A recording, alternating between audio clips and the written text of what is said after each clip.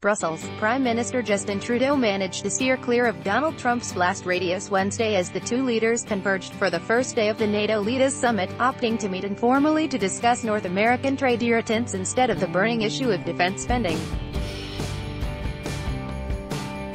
But for anyone hoping to see sparks fly at NATO headquarters in Brussels, the U.S. President did not disappoint, complaining anew about defense spending even as he endorsed a joint communiqué supporting current commitments, and pointedly slamming a German natural gas pipeline deal he says has left the country totally controlled and captive to Russia. The meeting between U.S. President Donald Trump and Prime Minister Justin Trudeau was the first face-to-face encounter the two have had since the explosive G7 meetings last month in Quebec. Evan Bucci, the Associated Press file photo. Trudeau did not have an official bilateral meeting with Trump on Wednesday, but did have a conversation with the U.S.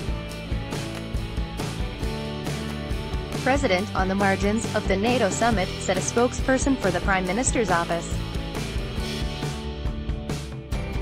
The conversation focused on trade, including efforts to revamp the 24-year-old North American Free Trade Agreement and the ramifications for those talks of Mexico's presidential election, from which left-leaning populist Andrés Manuel López Obrador emerged victorious.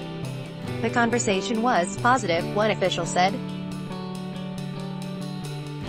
But Trudeau appeared to be far from Trump's orbit during the traditional gathering of leaders for the NATO family photo-op and ceremony, standing quietly to the side as Trump chatted with Britain's Theresa May, NATO Secretary-General Jens Stoltenberg and Luxembourg Prime Minister Xavier Bettel.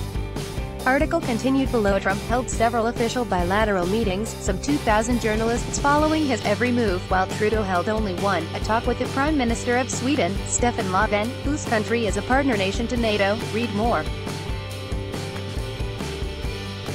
Trudeau and our NATO allies brace for Trump's arrival. Justin Trudeau's G7 address to Donald Trump, uncensored. Justin, what's your problem? Justin, Trump complains about Trudeau and Canada, threatens auto tariff. The only time the Canadian Prime Minister pulled focus was during an early question and answer session with NATO delegates.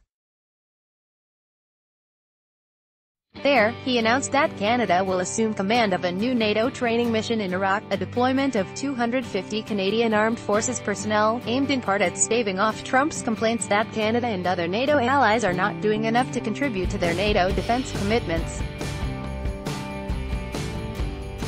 Article continued below. Trudeau portrayed himself as a kind of counterweight to Trump's protectionist, anti-immigrant rhetoric, promoting the idea that Canada remains a refuge for migrants and that NATO countries must not only build military capacity, but also build societies that are based on values and not identity. Those kinds of principles, I think, are going to be extraordinarily important in the 21st century as we get flows of migrations, people looking for better lives, people fleeing. He said, we have to start thinking about how we create societies that look at different stories as opportunities to learn and grow within your societies, rather than trying to keep the challenges of the world outside of your borders. The question of how to be open is something NATO and the developed world will have to continue to grapple with in the coming years. He added, yes, we need to take care of the poverty and challenges we have at home, each of us, but we also need to look at what we do to alleviate stress, tensions, misery around the world, because if we don't, the trend lines we'll be on as a world will leave us all poorer off. Later in the day, NATO leaders issued an early final communiqué, in which they reaffirmed the alliance's unwavering commitment to see member states dedicate 2% of GDP on defense spending by 2024, acknowledging growth in military and defense spending among many ally nations.